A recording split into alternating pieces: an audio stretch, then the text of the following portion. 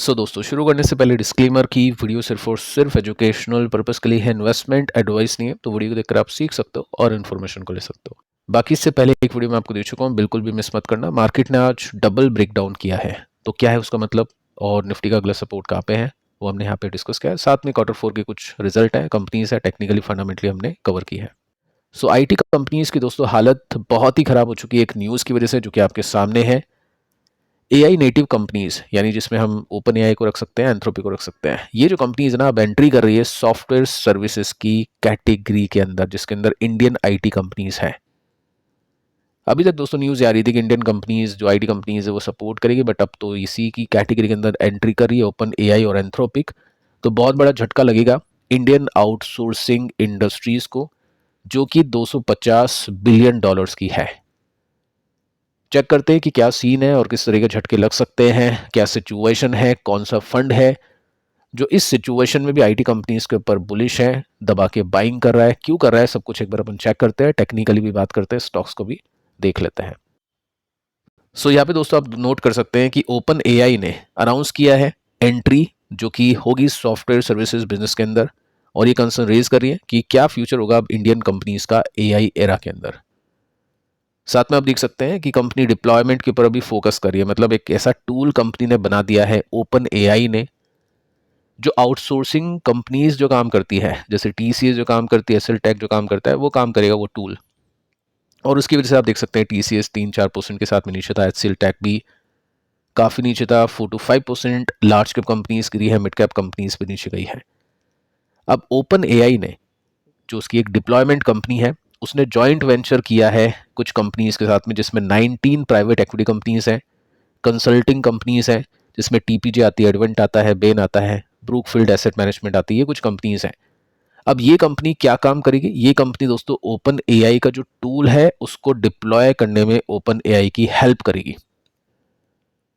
अब इसका मतलब यह है कि मान लो वेल्स फार्गो यूएस का जो बैंक है वो इंडियन आईटी कंपनीज यानी टीसीएस से काम करवाता है।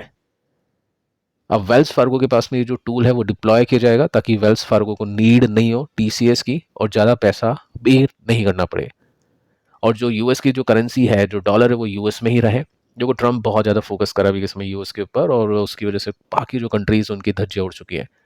यही रीज़न है इसके पीछे का, और इस वजह से हो सकता है कि आईटी कंपनीज के पास में काम की कमी हो और बहुत बड़ी समस्या खड़ी हो जाए।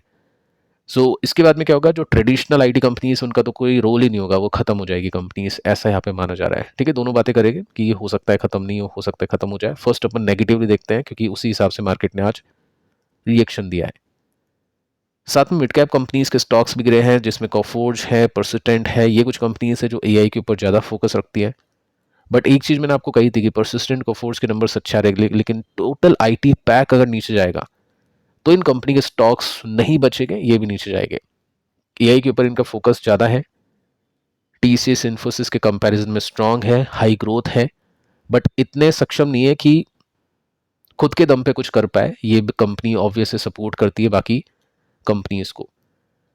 यहाँ पे देखिए दोस्तों, आप नोट कर सकते हैं कि ओपन एआई ने हायर करना शुरू कर दिया है इंजीनियर्स को, जो क्लाइंट की लोकेशंस के ऊपर काम करेंगे, डायरेक्टली उनके सिस्टम पे जाके ये जो टूल है उसको डिप्लॉय करेंगे।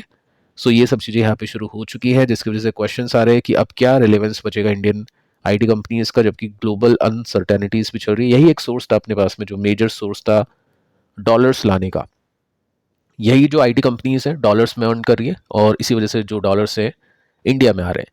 बट अभी की सिचुएशन आपको पता ही है, एफआईज पे पैसे निकाल रही है, और साथ में जो आईटी कंपनीज उनके पास भी डॉलर अब कम आएगा, ये आप सिंपली यहाँ पे नोट कर सकते हैं।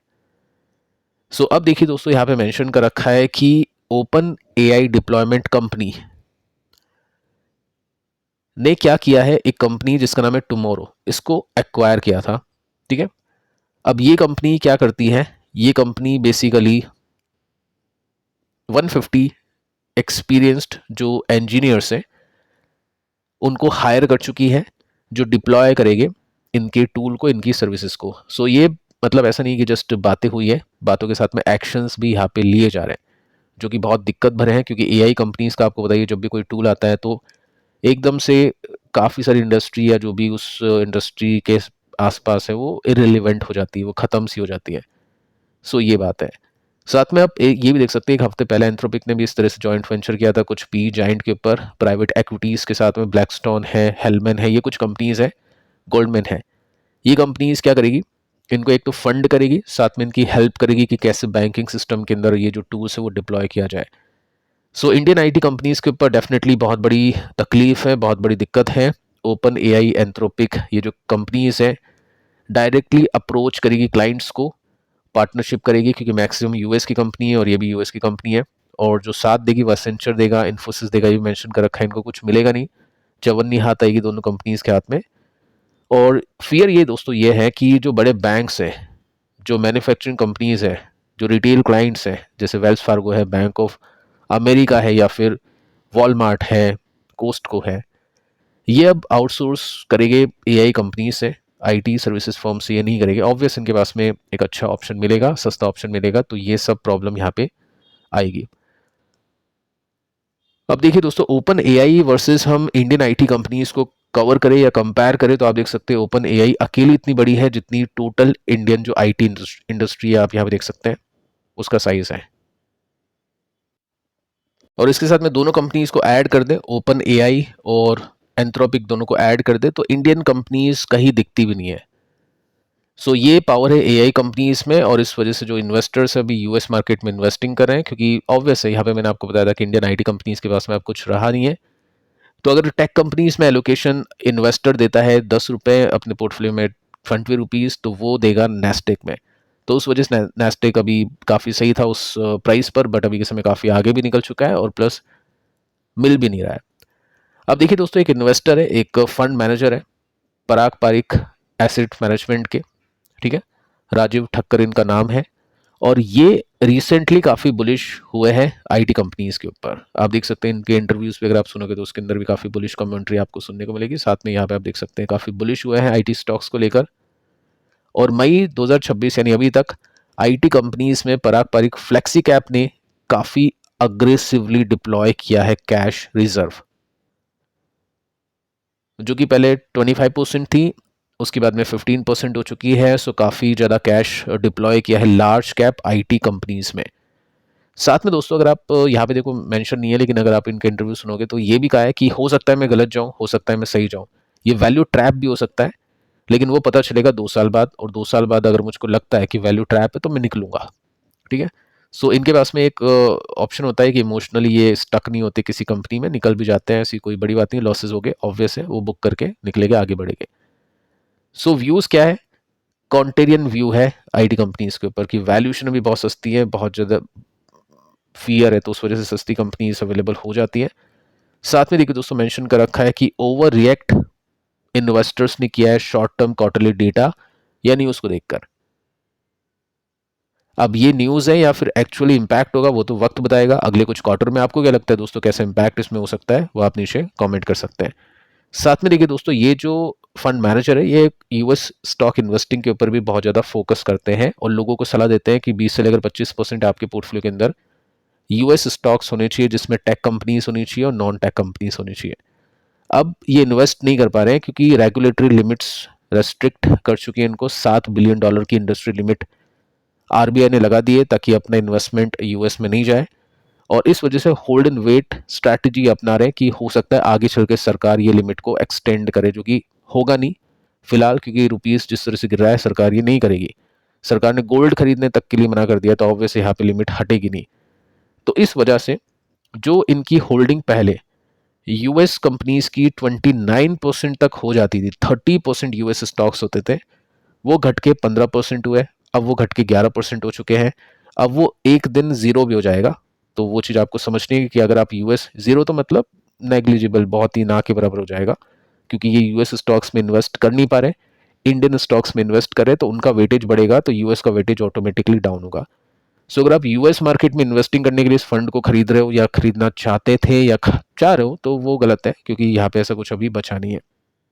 7 कंपनीज के ऊपर फोकस करते हैं जो सिंपल कंपनीज हैं, और ये जो 7 बिलियन की लिमिट है अगर ये हटती है तो डेफिनेटली पराग पारी की वो पहला फंड होगा जो यूएस स्टॉक्स में इन्वेस्ट करेगा और उस समय आईटी कंपनीज को बेचेगा, ठीक है। सो फिलहाल आप देखोगे ना तो एक बहुत ही इंटरेस्टिंग डेटा मैंने आपको दिया था, आपको याद हो तो नीचे कमेंट कर देना। यहाँ पे हमने देखा कि टीसीएस अब जा चुका है या जाके ऊपर जाके नीचे आ चुका है, जो कोविड का प्री लेवल था या प्री कोविड लेवल था वहां पे, यानी कोविड से पहले जो टॉप बना था ना वहां पे स्टॉक अब आ चुका है। ठीक है, आप सिंपली यहाँ पे नोट कर सकते हैं। सो जो भी कोविड के बाद में जो तेजी मिली है, जो भी हाइप था आईटी कंपनीज को लेकर कि अब वर्क फ्रॉम होम होगा, सब कुछ चेंज हो जाएगा, ये वो जा चुका है। ठीक है, और वैल्यूएशन आप देखो टीसीएस की कितनी है, 16। टीसीएस अभी भी महंगा है 16 पे। कैसे? एक डेटा मैंने आपको दिया था जिसमें मैंने आपको एसेंचर के साथ में टीसीएस या इंडियन कंपनीज का कंपैरिजन किया था, और इस डेटा के अंदर हमने दिखा था कि एसेंचर जब टीसीएस यहाँ पे था तो एसेंचर प्री कोविड लेवल को हिट कर चुका था। आज टीसीएस यहाँ पे है तो एसेंचर और नीचे है। हो सकता है ये कोविड के बॉटम तक जाए एसेंचर, और एसेंचर को फॉलो करेगी टीसीएस, इन्फोसिस। तो अभी भी पेन इसमें बाकी है। अगर टीसीएस की वैल्यूएशन 16 है तो यहाँ पे 14 की वैल्यूएशन है, तो हो सकता है यहाँ पे वैल्यूएशन को और कट मिले टीसीएस में। सो ये काफ़ी डरावनी चीज़ है। देखते हैं यहाँ पे कॉन्ट्राबेट लेने वाले सफल हो गए या फिर नहीं। आईटी कंपनीज को देखें जिसमें निफ्टी आईटी है, ये भी अपने बॉटम को हिट करेगा, तो 8-9% का यहाँ पे गैप बाकी है। बहुत बड़े चांसेस है, बहुत ज़्यादा चांसेस है कि ये गैप फिल होगा। और जब पता है कि ये फिल हो सकता है तो इन्वेस्टर्स क्या करते हैं, ट्रेडर तो एग्जिट करते हैं कुछ टाइम के लिए, और इन्वेस्टर कुछ नहीं करते हैं, वो बाय नहीं करते जब तक प्राइस सेटल ना हो जाए। दो कंपनीज है, कोफोर्ज है, परसिस्टेंट है। अब यहाँ पे क्वेश्चन आ सकते हैं कि इन कंपनीज के रिजल्ट अच्छे गए, क्या होगा? तो रिजल्ट अच्छे गए, बहुत अच्छी बात है, बट आगे खतरा है, तो वो रिजल्ट काम आएगा नहीं, स्टॉक गिरेंगे। सो पॉइंट ये है कि ब्रेकडाउन देखेंगे। अगर पहला ये ब्रेकडाउन हो गया तो नेगेटिव, उसके बाद में ये ब्रेकडाउन हो गया तो सुपर नेगेटिव, तो यहाँ से भी एग्जिट लेके बड़े इन्वेस्टर्स, और जो छोटे इन्वेस्टर्स है वो वेट एंड वॉच ही करेंगे जब तक प्राइस सेटल नहीं होता है, या ये जो न्यूज़ है उसका कैसे इम्पैक्ट होता है, ये जो आईटी कंपनीज है इनका मैनेजमेंट क्या कहता है इसके ऊपर, उसका वेट एंड वॉच यहाँ पे किया जाएगा। तो फिलहाल दोस्तों इस वीडियो में इतना ही। पिछले वीडियो को आप देख लेना, मिलते हैं नेक्स्ट वीडियो में, तब तक के लिए बाय बाय।